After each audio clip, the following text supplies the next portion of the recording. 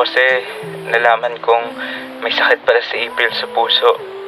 At sabi ng doktor, lumalala na yung sakit niya at anytime maaaring mawala siya, Ali. Ganun ba? Nakakalungkot naman yan. Oo, sa totoo lang, sobra ako nahihirapan para kay April. Hindi ko nga lang pinapahalata sa kanya, kaya nagpapakatatag ako sa tuwing kasama ko siya.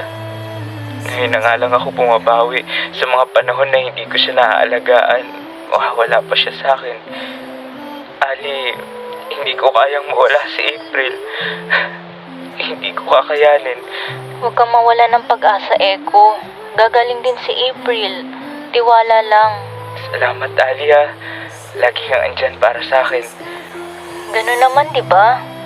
Kasi kaibigan mo lang ako. Ali, Hindi. Okay lang. Alam mo, napakaswerte naman ni April sa'yo. May lalaking andyan para sa kanya hanggang sa huli. Sana ako na lang, Eko. Ako na lang yung mahalin mo. Ay. Siya nga pala, magbibihis lang muna ako, tapos punta na tayo kay April. thank you, Ali. Pinagbigyan mo yung hiling ng April ko. Wala yun. Ay, Ali, andyan ka na pala. Sorry, nagising ba kita? Hindi, okay lang. Sige. Si Eko. Nasa labas lang. Sabi niya, mag-usap na muna raw tayo bago siya pumasok. Sige. Salamat nga pala at pumunta ka dito. Wala yun. Sabi kasi ni Eko, may sasabihin ka raw sa akin. Oo. Matagal na kayo magkaibigan ni Eko, diba? Matagal na nga. Kilalang kilala ko na nga yung mokong na yun. Ganun ba? Mukha ngang ansaya nyo lalo na pag magkasama kayo. Oo.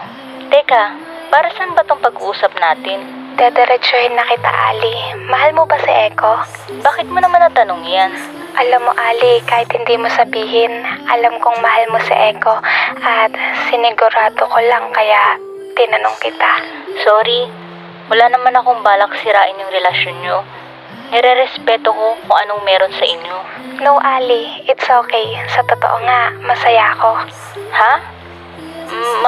Masaya? Masaya ako dahil nasa mabuting tao yung mahal ko.